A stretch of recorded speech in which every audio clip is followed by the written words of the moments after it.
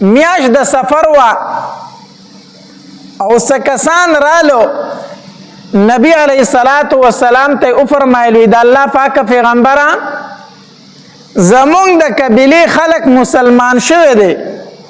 مونږ سره صحابه کرام اولېږه چې زمونږ قبیله والو ته قرآن وښیي د دین خبرې ورته وښیي نبی علیہ الصلوۃ والسلام د دې سره 10 کسان مرګري کړو دا 10 کسان داسې و چې دا په قرآن باندې پوه د قرآن حافظانو د قرآن علم ورسره وي تاسو لاړ شئ د دې قبیلې والو ته دین وښیئ قرآن ورته وښیئ او د دې 10 کسانو امیر نبی علیہ الصلوۃ والسلام عاصم بن ثابت رضی الله تعالی عنہ وګرځاو عاصم رضی الله تعالی عنہ ته فرمایل وی ته د دې 9 کسانو امیر شوي دوی روانو چې یو ځای ته ورسېدل چې هغې ته مقام د رجیع ویلی شي رجیع مقام ته چې دوی ورسېدل دې کسانو غداري وکړه دا کم کسان چې راغلي وو په دوی پسې نبی علیہ السلام ته دروغ ویلي وي زمونږ قبیله مسلمانه شوې ده دا 10 کسان دې په دوکه باندې روان کړو نو چې مقام د رجیع ته ورسېدل نو بنو لحیان قبیلې ته وویل موږ درله 10 کسان راوستو اوس راشئ دا ووجنئ بنو لحیان قبیلې ته وی هغې 200 کسان پسې راوستو دا تیراندازو دا 200 کسان دوی رالو نو عاصم بن ثابت رضی الله تعالی پوه شو چې زموږ سره غداري وشوه زموږ سره دوکه وشوه دی بره زر په منډه باندې د خپلو ملګرو سره یو غونډۍ ته غر ته وختو چې وختو دی بنو لحیان قبیلې والا ورته وی تاسو راکوز شئ ښکته موږ در سره معاهده کو څه به درته وایو نه راشئ زمونږ پناه حاصله کړئ زمونږ په پناهۍ کې راشئ موږ درته څه وایو نه راکوز شئ عاصم بن ثابت رضی الله تعالی ته وفرمایل وی د کافر د خبرې هیڅ اعتبار نشته زه د کافر په پناه کې ځان نه ورکوم وګورو دوی را سره دوکه وکړله د مدینې منورې په دوکه راوستو دلته ستاسو ته حواله کړو چې دا مړه کوي قتل یې کوي زه د کافر په خبره باندې اعتماد نه کوم صرف 3 تنه و چې هغه ترې راکوز شو 3 صحابه کرام 9 کسان بره پاتې شو او عاصم بن ثابت رضی الله تعالی عنہ دعا وغوښته وی اللهم اخبر عنا رسولک ای الله زمونږ دا خبر زمونږ رسول ته ورسوه الله زمونږ دا خبر زمونږ پیغمبر ته ورسوه چې د هغې سره دوکه وشوله نو څنګه چې عاصم رضی الله تعالی دا دعا وغوښته وی اللهم اخبر عنا رسولک نو نبی علیہ السلام خپل صحابه کرامو ته وفرمایل ستاسو درونو سره غداري وشوله نبی علیہ السلام ته وحی وشوله نبی علیہ السلام صحابه کرامو ته وفرمایل ستاسو درونو سره غداري وشو هغه به شهیدان شي او بیا عاصم رضی الله تعالی عنہ مقابله شروع کړه او عاصم رضی الله تعالی عنہ دا دعا وغوښته وی الله زستا د دین د حفاظت لپاره جنگېږم الله نو زما دا جسم هم د دې کافرونو محفوظ وساته دا دعا وغوښته عاصم رضی الله تعالی یا الله زستا د دین حفاظت کوم نو ته زما د جسم او زما د غوښو حفاظت وکړه الله دا دعا وغوښته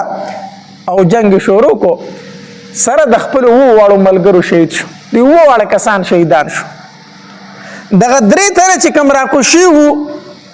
نو دوی کافرو د ځان سره مرګري کو دوی په دغه ځای کې داسې کار وکړو چې هغه کار د خیانت و نو عبدالله ابن طارق رضی الله تعالی عنہ دغه 3 تنو کې یو زید ابن دسینه رضی الله تعالی عنہ دویم خبیب رضی الله تعالی عنہ عبدالله ابن طارق رضی الله تعالی عنہ فرمایي تاسو زموږ سره په دې ځای کې اوس غداري وکړه نو مخکې تلو سره تاسو نه هیڅ پیدا نشته تاسو سره نه ځم ما ته پدر تاسو موږ ته پناه نه راکوئ موږ سره خیانت کوئ هغه خو په هغې ځای باندې شهید کو هغه هم شهید کو دارنګې زید ابن دسینه رضی الله تعالی عنہ د په غزوه احد کې امیه ابن خلف دا د مکی سردار کنه امیه ابن خلف نو د زید ابن دسینه رضی الله تعالی عنہ د مردار کړي وو نو دوی د مکی ته بوستو او د امیه ابن خلف چې کمزې مو صفوان دغه نه نومو نو صفوان دې په ما را خرڅ کړي دا زما د پلار قاتل لزې تاسو له پیسې درکوم په ما را خرڅ کړي چې زه وجنم د زما پلار وجلې دي ناغي د زید رضی الله تعالی په سر باندې پیسې واسطه دغه د کافر معاهده کنا دوی ته موږ درته پناه درکو نو د زید ابن دسینه رضی الله تعالی په سر پیسې واغستې او د امیه ابن خلف چې کمزم صفوان او هغه ته حواله کو. صفوان داسې وکړو چې د مکې مکرمې خلک راټول کو، وی ما د خپل پلار قاتل نیولې دی، راځئ زه وجنم، تاسو تماشا کوئ. تاسو څه کوئ؟ تماشا کوئ. د مکې مکرمې نه بار ته ویستو او مقام تنعیم ورته وی هغې ته یې بوستو چې هغې ته یې بوس د مکې خلک ورته ګیر چاپېره ولاړ دی. نو په دغې تماشګیرو کې ابو سفیان هم دی. نو د ابو سفیان زید رضی الله تعالی ته فرمایي وی ای زید ستانه زه په دې ټایم کې یو تپوس کوم، ته خو وجلی کېږي، تا خو وجني وس، خو زه ستانه یو تپوس کوم، ستا دا خوښه نه ده چې ته آزاد شي او ستا په ځای باندې محمد قتل کړی شي صلی الله علیه وسلم، ته آزاد شي او ستا هغه ملګری محمد ستا په ځای باندې قتل شي، نو ستا داسې خوښه ده که خوښه نه ده؟ نو زید رضی الله تعالی عنہ ته فرمایل وی قسم په الله زه دا هم نه خوښوم چې زما د پیغمبر په لاس کې د ازغې مات شي او زه دې روغ یم. په دغه ځای کې زید رضی الله تعالی عنہ فانسی کو او ابو سفیان وی ډېره عجیبه مینه ده د محمد سره د خپل ملګرو، داسې مینه ما چرته نه ده لیدلې. نو دا دوه تنه خو په دې طریقه باندې شهیدان کړو. او دا دریم چې خبیب رضی الله تعالی عنہ په غزوه احد کې حارث قتل کړو، دا د مکې په مشرکانو کې یو سردارو. نو خبیب رضی الله تعالی عنہ په غزوه احد کې دا حارث قتل کړو چې د مکې په سردارانو کې وو. نو دا خبیب رضی الله تعالی عنہ د حارث زوی واغستو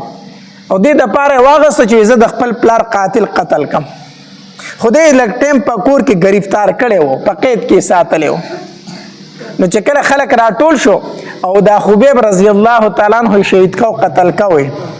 نو د خبیب رضی الله تعالی عنہ د دغه کس لور ته د حارث چې کوم د وجلې وو دا غ لور ته وی دا غ نوم زینب وو، وی زینب مال یو چاړه راکا چې زړم به خپل صفایي وکم، نو اسی مرمه خو چې ځان صفا کم، نو مال یو چاړه راکا. اوس دې وجنی خبیب رضی الله تعالی عنہ او دې دغه په کور کې دی. نو د زینب ورله چاړه راوړه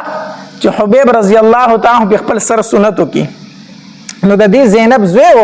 د دې خیال نه د په خپل کارونو کې لګیا و چې او کته نو زوی تل د حبیب رضی الله تعالی عنہ خواله او حبیب رضی الله تعالی عنہ راغسته په خپل غیږ کې کېنولې ده. نو چې زینب او قتل چیرې د خو اوس مون قتل کو او دا غیږ له زما بچی تل ده، نو دې چغه کړه چغه کړه وی پلاس کې چاړه ده په غیږ کې زما زوی دی او یریدا چا زینه د زوی له قتل کې نو دې چغه کړه. نو خبیب رضی الله تعالی عنہ فرمایي ای زینب تر دینه ویری دي چې په دې چاړه بزستا بچی ته نقصان ورسومه. نو زینب ورته وی او وینا زستا بچی ته اسم نه وامه، ستا بچی بی ګناه دی هغه ته زه اسم نه وامه، راشه خپل بچی دی بوزه. زینب له خپل بچی په غیږ کې ورکو. دیو جنا دا زینب چې دا ورسته بیا مسلمانه شوې ده، دیوی وی قسم په الله ما ډیر قیدیان لیدلی دي، خود خبیب په شان قیدی ما نه دی لیدلی، ما ډیر قیدیان لیدلی دي خود خبیب په شان قیدی ما نه دی لیدلی. او یو ځل زرالما نو دا خبیب رضی الله تعالی عنہ ته بیړۍ پرتی دي، په خپو کې زنجیران پراته دي، قید دي، خو د دې سره پناسو کې د انګورو غونچک ته دا غینه دانی شوکې خوري وینه خود ناسي سوکو چې دلې انګور راوړې وي زمونږ په کور کې، او اینه دې په خپل تل ځکه په خپو کې زنجیران پراته او اینه دا موسم د انګور وو، موسمم د انګورو نو په خپلم نشته زنجیران او ته پراته تړلې، خو زمونږ په کور کې دل چا ورل انګور نه راوړو. خو زه ما ته پته ولګېده چې د انګور دل د الله د طرف نه راغلی. نو چې کله د خبیب رضی الله تعالی عنہ دوی مقام تنعیم ته بوستو د قتل د پاره چې د خبیب رضی الله تعالی عنہ قتل کی، نو چې کله دې فانسی کو نو د صرف دومره وی په مال لګ غونته کې ټیم راکې زپکې دوه رکعات نفل وکما، مال به دومره ټیم راکې زپکې دوه رکعات نفل وکم، هغه ورته وکا. نو خبیب رضی الله تعالی عنہ دوه رکعات مونږ کو ډیر زر وکړو. نو چې کله فارغ شو وی قسم په الله دې زړه می غوښتل چې دا مې د ژوند اخیری مونږ د چ ډیر وګد وکما، دا مې د ژوند اخیری مونږ دی چې د الله سره په ډېرې خبرې وکړم، ډېر اوږد مونځ وکړم، خو د دې خبرې نه یریدم چې تاسو به ووایئ چې خبیب د مرګ نه یریږي ځکه یې مونځ اوږد کو. خبیب د مرګ نه یریږي ځکه مونځ وکړ کو وی دا مونځ مې ځکه زر زر وکړ چې ستاسو په زړه کې دا رانشي چې خبیب د مرګ نه ویرید او چې 2 رکعاته مونځ وکړو بیا دعا وکړه وی الله دا ټول راټول کو الله یو تیم پرېمه ده او خبیب رضی الله تعالی دوی په 500 اوخه جو 500 کو چې کله خبیب رضی الله تعالی 500 کو نبی علیہ الصلوۃ والسلام د مدینه منورې نه 2 صحابه کرام په لګل ویلا شتا سو د خبیب لاش راوړی تاسو د خبیب لاش راوړی یو مقداد رضی الله تعالی وسره بل صحابي و د خبیب لاش راوړی دوی چې لاړ کنه نو د خبیب رضی الله تعالی جسم داسې په 500 کې اوای زوړند خو غیر چا پیر تن سلويخ تنم لاستی د لاش ته حفاظت لپاره چې سوکرانه اون تختی دوی موکسی کولا نو یو موکه اومن تل دوی او شنو دوی غلی لاړو غلا شرا پرانستو لاش را واغستو په دې کې د وطن سترګې وغړې دي لاش نشته لاش زمونږ نه چاوړو دی یو خپل خوا منډې کړې چې منډې کړې دا 2 صحابه کرام په لار باندې لاندې کړو د خبیب رضی الله تعالی لاش اغسته دي چې لاش اغسته دي هغه گرفتار کړو چې څنګه گرفتار کړو نو هغه د لاش زر پزمکه کې مقداد رضی الله تعالی د لاش راوغ زر پزمکه کې خود چې کافر رااله د لاش روچته زمکه او چاو د لاندې لاړ خبیب رضی الله تعالی زمکه پر بند شو بس د کافر لاس له د لاشو ورنه راغی دارنګ عاصم بن ثابت رضی الله تعالی ما درته وی کنه چې کوم د دوی امیر مقرر شوی وو نو د په غزوه احد کې د خزه 2 زامن مردار کړو د کافرو نو هغه خزه دا ویلی وو وی کو د دې عاصم بن ثابت سر مال چاروړو زبر لسل او خان په انعام کې ور کومه سل او خان به ول په انعام کې وی د سر به مال راوړی او مال به تشوي او زبر د سر په کنډولې کې شراب سکم ای خزی وی دا یو منخته کړی و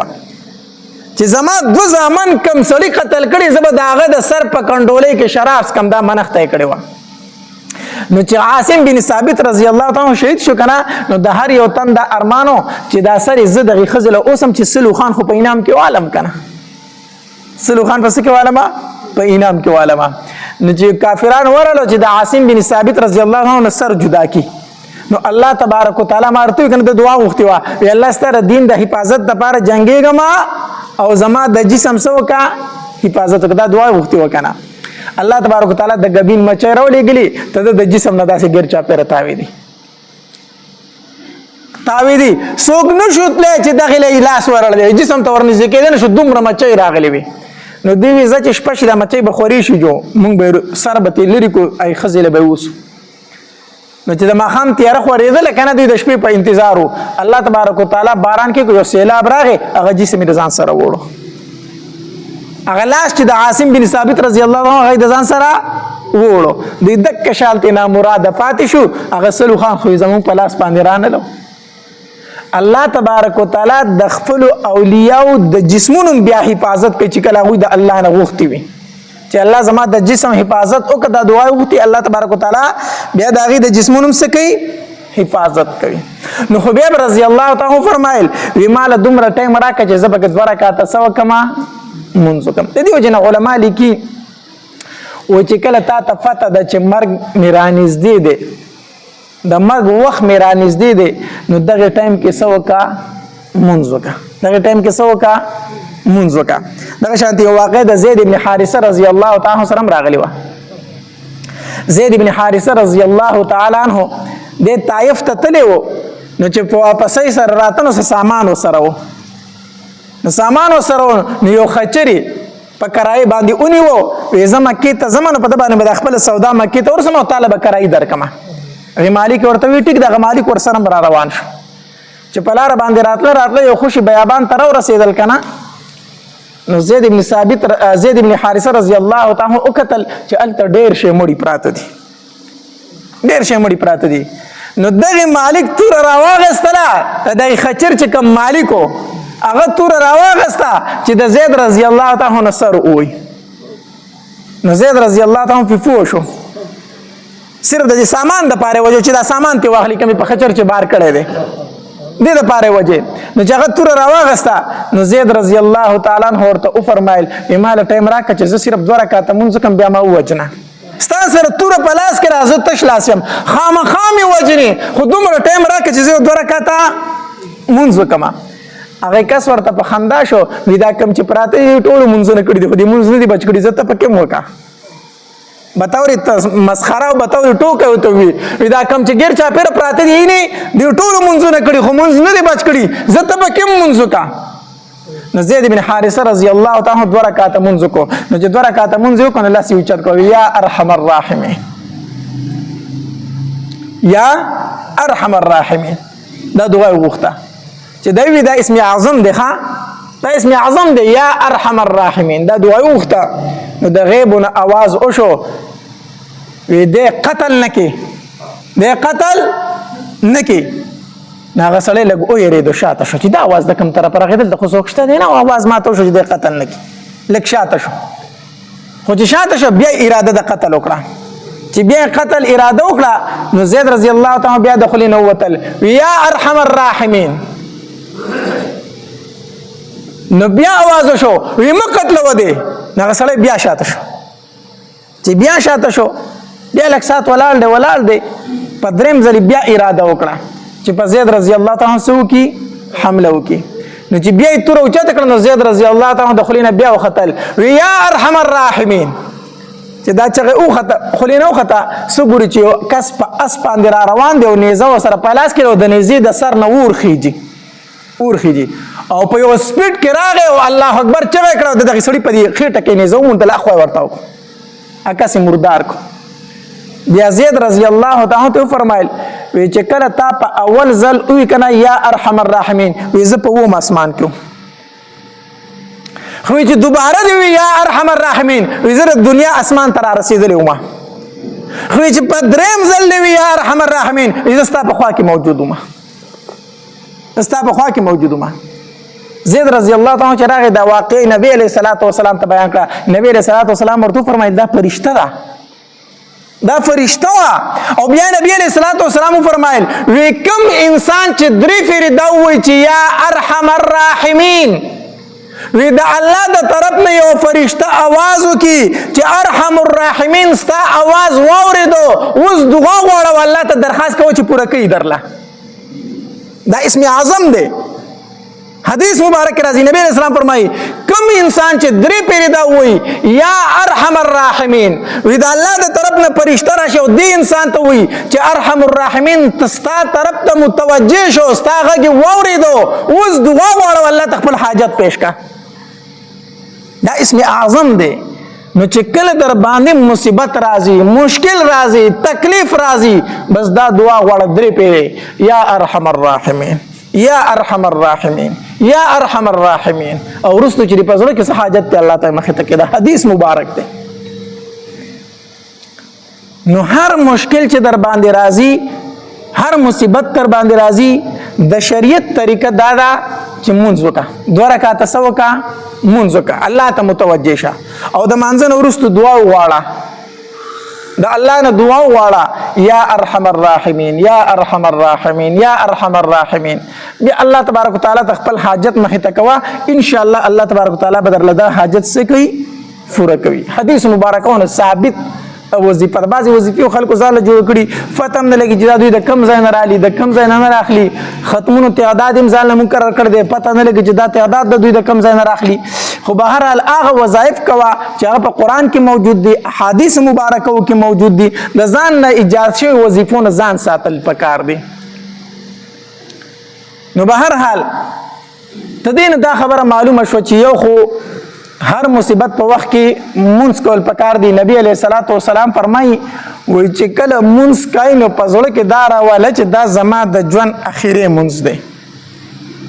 چې کله هم مونږ کای نو نبی علیہ الصلوۃ والسلام فرمایي په زړه کې دا راواله چې دا زما د ژوند اخیری مونږ دی نو یو خدا چې په دې مونږ کې بستا توجه ډیره زیاته برابر وي او کې دې مشي داسي چې کله ته مونږ کنه دا ګارانټي چا سره شته چې بل مونږ سره سم کنه رسم اس ګارانټي چا سره نشته دی نو چې مونږ کای نو یې کنه دا زما د ژوند اخیری مونږ دی او څه پته لګي چې بل مانځه ټایم ماته میلاویږي او کنه میلاویږي نو چې دا دې په زړه کې وو نو په منځ کې به د خشوع او خضوع زیاته وي، په منځ کې به د توجه زیاته وي، د الله سره به د مناجات برابر وي. الله دې زمونږ په حال باندې رحم وکړي. زمونږ منځونه انسان دې کوتاهي کېږي، بالکل سوچ یو خوا بل خوا تلی شي، خدا کله کله کېدی شي، کله کله کېدی شي چې همیشه دپاره ستا په منځ کې توجه نه وي، نو دا منځ دی؟ دا خو منځ نه دی. همیشه دپاره صحیح امام مخې ته خطا شي، شاته په 20 تنو کې یو تن ته چېرته پته ولګي چې یاره 3 رکاته وشو که 4 رکاته وشو، کله ناکله پکې یو تن ته هم پته ونه لګي. مولي صاحب راته وي 3 رکاته مونځ مې وکړو، سلام مې وګرځاو، ښه مقتدیانو راپسې سلام وګرځاو ټولو. ما دعا کوله، یو تن پکې بیا وروسته وي چې دا مونځ خو 3 رکاته نه دي، یو وي چې څه ووایم، بل وي چې څه ووایم. نو د خدای مسلمانانو جامع مسجد کې مولا 3 رکعاته مونځ کوي، شاته ټولو ته پته ونه لګي دا مونځ قبلېږي یا دا مونځ دی. یو خو صفونو کې څه کوئ؟ خیال ساتئ، صفونو کې لار مه پرېږدئ. حدیث مبارک کې راځي وایي چې کله جمع ودرېږي نو دا شیطان د شا غاړې راشي، شیطان د شا غاړې راشي، نو دی کوشش کوي چې دی ځان امام ته ورسوي، ځکه چې امام خطا شو خو تمام مقتدیان خطا شو که نه، نو دا شیطان کوشش کوي ځان چا ته رارسوي؟ امام ته. نو دی امام ته نشي راتلی، خو که وي په سب کې لار وي نو دی په هغې لار کې بیا ځان رارسوي امام ته ځان. چې کله په صفونو کې لار وي وایي دا شیطان په هغې لار راشي او ځان امام ته راورسوي، نو چې ځان امام ته راورسوي نو امام ته وسوسې شروع کړي، نه په منځ کې څه کړي؟ خطا کی. نو چې امام خطا شو نو شاته مقتدیان خطا کیږي نه خطا کیږي. ته دې وجې نه صفونه داسې ساتئ چې په هغې کې لار نه وي، چې امام خطا کیږي دا یوازې د امام قصور نه دی، دې کې د مقتدیانو قصور هم دی، ځکه چې شاته صفونه نه برابروي. ډېر خلک وایي ما ته په مانځه کې وسوسې راځي. د منځ د وسوسو درته دا طریقه ښیم چې یو کله په مانځه باندې ودرېږي، الفاظ په جمع سره دومره وایي چې ته په خپلو غوږونو اورې، بل ته به یې نه اورئ، بل ته به یې نه اورئ، دومره الفاظ ته وایي چې ستا غوږونه یې اوري په دومره الله. دویم د مانځه معنی ته سوچ کوه، معنی ته سوچ کوه، الفاظ په دومره تیزۍ سره وایي چې ته په خپله اوري. او دویم د منځ معنی ته سوچ کوه، او دریم دا خبره په زړه کې راوله چې دا زما اخري منځ دی، او څلورم دا خبر راوله چې ما الله اینی، ما الله اینی. حدیث مبارک راځي وایي منځ کوي که نه نو دا په زړه کې راوله چې زه د الله سره خبرې کوم